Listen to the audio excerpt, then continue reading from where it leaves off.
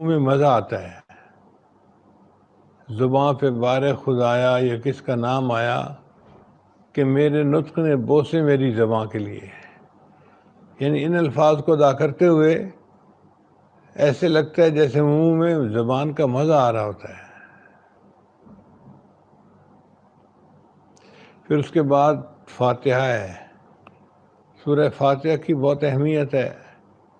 حدیث مبارکہ میں ہے کہ اللہ تعالیٰ نے جو کچھ آسمانی کتابوں میں نازل کیا وہ سارا کا سارا اللہ نے قرآن مجید میں نازل کر دیا، اور جو اللہ نے پورے قرآن میں نازل کیا وہ اللہ تعالیٰ نے سورہ بقرہ کے اندر نازل کر دیا، اور جو اللہ نے سورہ بقرہ کے اندر نازل کیا اس کو اللہ تعالیٰ نے سورہ فاتحہ کے اندر نازل کیا. اس لیے سورہ فاتحہ کو فاتحۃ الکتاب کہتے ہیں، یعنی کتاب کا اوپننگ چیپٹر. اور اس کی اتنی اہمیت ہے کہ نبی رسول نے فرمایا لا صلاۃ الا بفاتحۃ الکتاب، کہ فاتحۃ الکتاب کے بغیر نماز ہوتی نہیں ہے. آپ اندازہ لگائیے کتنی اہمیت ہوگی. چنانچہ مقتدی ہے تو امام پڑھتا ہے، یہ پیچھے سنتا ہے، اور اگر اکیلا پڑھ رہا ہے تو یہ خود پڑھتا ہے. فاتحہ کو ہر رکعت میں پڑھنا ضروری ہے. اب ذرا سورہ فاتحہ کے معنی کی طرف غور کریں، جو پوری آسمانی کتابوں کا لب لباب ہے. اس میں پہلے ہیں 3 آیتیں، الحمدللہ رب العالمین، الرحمن الرحیم، مالک یوم الدین. الحمدللہ رب العالمین، سب تعریفیں اللہ کے لیے ہیں جو جہانوں کا پروردگار ہے. الرحمن الرحیم، وہ رحمان بھی ہے رحیم بھی ہے. مالک یوم الدین، قیامت کے دن کا مالک ہے. یہ آیتیں 3 بن رہی ہیں، لیکن ان میں تینوں میں ایک ہی مضمون ہے، اور وہ ہے اللہ کی حمد.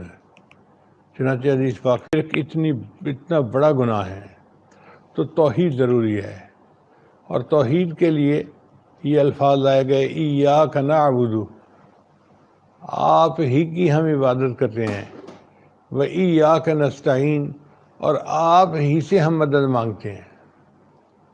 اس کی مثال یوں سمجھیں کہ جیسے خاوند اپنی بیوی کے معاملے میں بڑا غیور ہوتا ہے، وہ نہیں چاہتا کہ میری بیوی غیر کی طرف آنکھ اٹھا کر دیکھے. چنانچہ اگر بیوی اس کو آ کر کہے میں آپ کی بھی بیوی ہوں تو وہ خوش نہیں ہوگا بلکہ ناراض ہوگا، اس کو اپنے سے دور کر دے گا کہ تیرے دل میں تو غیر بسا ہوا ہے. اس کو نقطہ گوارا نہیں، وہ کہے گا نہیں یوں کو میں آپ ہی کی بیوی ہوں. دیکھو ایک نقطے سے کتنا فرق پڑ گیا. اسی طرح انسان اللہ کو آ کر کہے کہ یا اللہ میں آپ کی بھی عبادت کرتا ہوں، تو یہ شرک کا نقطہ ہے.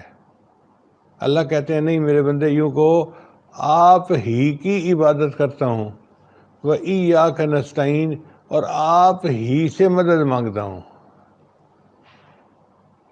چنانچہ آپ دیکھیے کہ تمام آسمانی کتابوں کا نچوڑ یہ مدعا ہے، اے اللہ ہم آپ ہی کی عبادت کرتے ہیں اور آپ ہی سے ہم مدد مانگتے ہیں.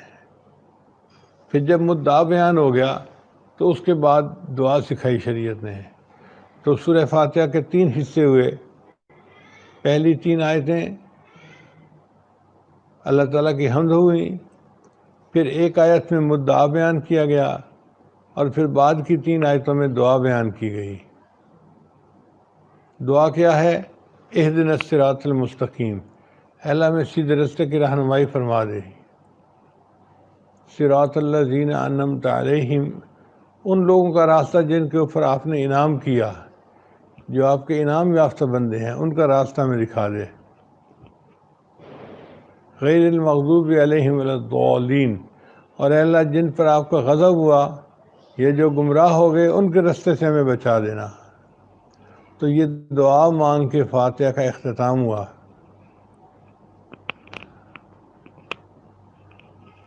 پھر اس کے بعد انسان رکوع میں چلا جاتا ہے، اللہ اکبر کہہ کے.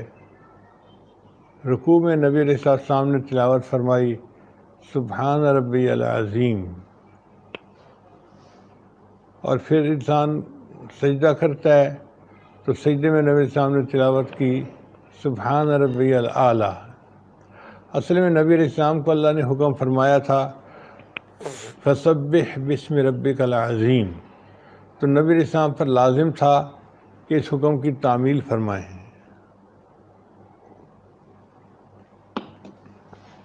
چنانچہ اللہ کے پیارے حبیب صلی اللہ علیہ وسلم نے رکوع میں اس تسبیح کو شامل کر لیا،